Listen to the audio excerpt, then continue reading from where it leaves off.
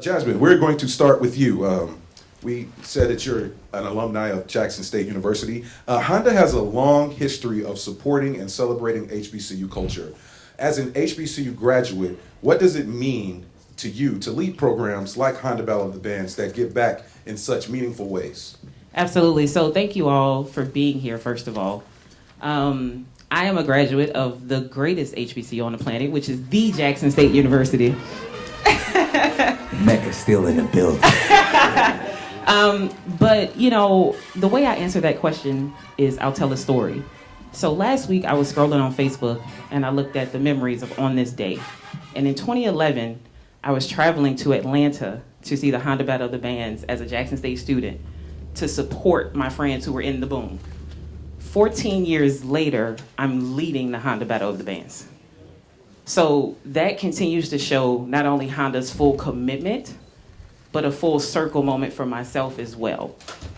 So I'm super excited to be here. I think HBCU culture on full display today. So that definitely for me is my story and why I'm excited to be here and lead in this role. Nick, good morning. How you doing?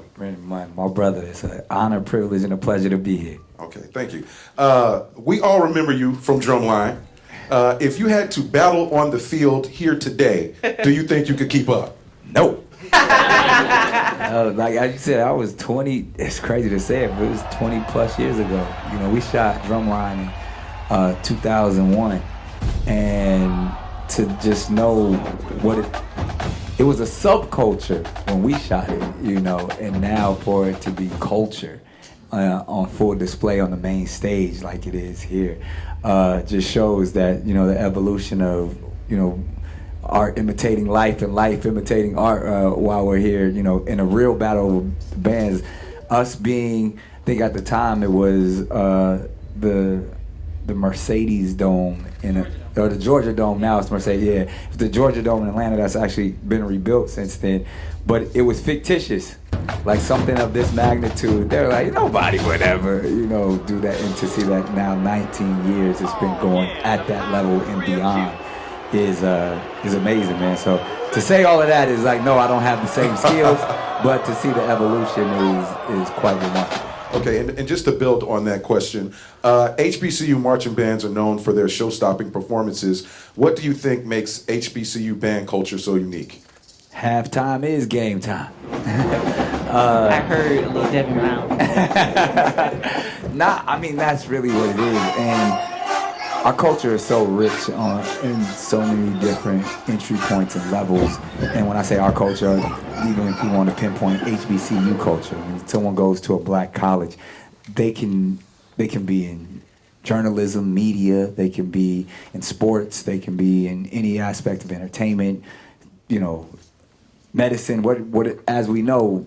But there's something that we always do a little bit differently and a little bit unique. And to show that the musicianship of what a marching band is in an HBCU setting is different, because we bring our entire culture with us. Where, you know, if you go to a PWI or something when it's time for the marching bands, you appreciate their precision and their dedication and their discipline. But when an HBCU marching band plays, you feel the spirit. You hear music that you grew up with. You see the spirituality in it. You hear the resilience. You feel the pain. You feel the emotion of what it takes to be the best of the best at your craft. And because that's what, you know, music specifically was always a outlet in our community to make sure that, you know, to take our mind off of any hardships in life. You know, we either gonna play some music or listen to some music, and you feel that when every time one of those young people hit the field. Yeah, they say three things bring people together: food, music, and sports. And Honda's doing that music today. It is. So and sports. This is still a sport. You know, let it be known. Nick, another one for you. Yes, sir. What message do you hope fans and students take away from this event here today? Community. Simple as that, you know, coming together where we can commune and unify in a way that, specifically in the times that we're currently experiencing in 2025, people need to come together so, we can heal together. Specifically in Los Angeles. I mean, it's a beautiful thing what Honda's doing, and SoFi, and, in the midst of, the catastrophic fires that this city has experienced, to see community come together, even at a time where it's like, okay, can we party yet? Can we have a good time? And then, but to show, we're gonna have a good time in spirit and celebrate the people that, the first responders. We're gonna continue to feel and emote for the people who've lost loved ones in their possessions, in their homes, in their businesses. And that's what this culture has always done in times of hardship, is come together and unify. So the fact that we can be a beacon in that setting, in the city right now that probably matters the most, or needs it the most, it's an honor to be, the host here to lead that march. Good morning. My name is Zahn Damore. I'm from the Los Angeles Sentinel newspaper. So Nick, I grew up watching you. I used to love the Nick Cannon show and everything that you've produced. So after over 2 decades as a successful entrepreneur, you chose to go back to my alma mater, Howard University. How did you choose, or how did you decide on Howard University, and how did that impact you professionally? It's the Mecca. I mean, honestly, growing up in our culture, you do hear quite a bit about Howard University. Me coming from the West Coast, because I also grew up in North Carolina, so I was familiar with, smaller HBCUs like, Johnson C. Smith and Barbara Scotia. But the thing at the time, the two largest visual HBCU experiences that I witnessed at the time, or that, we would aspire, was, a different world. So I couldn't go to Hillman because realized that wasn't a real school. And Howard University, and specifically the first time I was on campus was, performing as a young man for Howard's homecoming, and just seeing the leadership there, seeing their alumni, and I was like, man, if I had the opportunity, or even before, because before I went, because I was obviously working since a teenager, so I didn't get to go when I was supposed to go. So I encouraged my younger brothers to go, and so interestingly enough, my younger brother went first, and I had to pay for his college, so and ended up going there, and he was an upperclassman, and I was following my little brother around. So it became somewhat of a family experience, and hopefully my kids are now go to Howard, and we can keep the lineage rocking. Nice. Right here, I got you. Then I got you in queue. Thank you. Good morning, all. Good morning. D.L. Chandler with Urban One. Nick, I wanted to ask you, since you have some experience with dealing with friendly competitions on a show that I can't name here. You can get wild. It's about how the battle of the bands, right? So there is a competition nature on the field, but it's friendly, right? How does that play into like bands going up against each other? Does it inspire them? Does it enlighten them? How do you see that happening on the field today? I mean, you sing Drumline. I mean, like all of that's real, but it comes from a place of edutainment, as we say. It's attempting to be the best that you can possibly be. Anybody who's ever picked up an instrument or understands musicianship, it's about, being the best you can every time. And some of these, marching band directors have instilled it into these young people that it's all about excellence.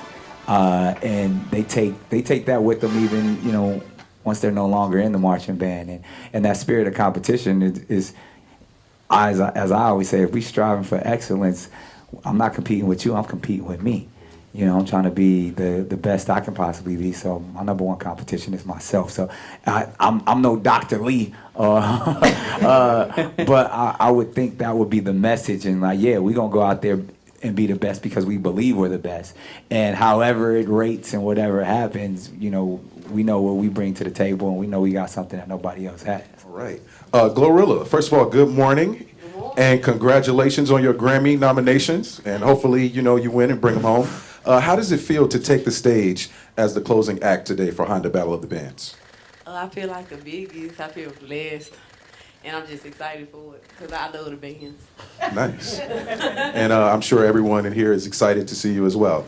So a fun question here that we have for you. If you could choose one of your songs to remix with an HBCU band, which one would it be and why? I got to say a song that's already out. Oh. Okay. Because I got some songs that's like made for the band to perform, but they on the mix though. Okay. Let us know that. It's a song called Touchdown, and it's a song called Break Me. And I want the bands to perform it so bad, but they not released yet. So Okay. Exclusive for y'all right there. Y'all got an exclusive. That make sure you put Honda on it. A Honda exclusive. A Honda Battle of the Bands exclusive. So what can fans look forward to from your performance today? just a lot of energy as always, turned up. But they stole the phone, back in, come. I stole the show, run up on that bitch shit. Hey, can't watch you do me shoot. I said my number, DJ, you rolled out a parachute. I'm kicked up next week, that number beaches. I might just stare at you. I'm kicked up next week. Oh my God, I have not been to a battle of the bands in that long. And so I am feeling the energy in the house, and it is great. If you're missing it, you need to come next time. I stole the show, run up on that bitch shit. Hey, can't watch you do me shoot. I said my number, DJ, you rolled out a parachute. I'm kicked up next week, that number beaches. I might just stare at you. I'm kicked up next week, that number beaches. I might just stare at you. There it goes. It's a jail talk. There it goes. Make it bad. There it goes. Get back to that. There it goes.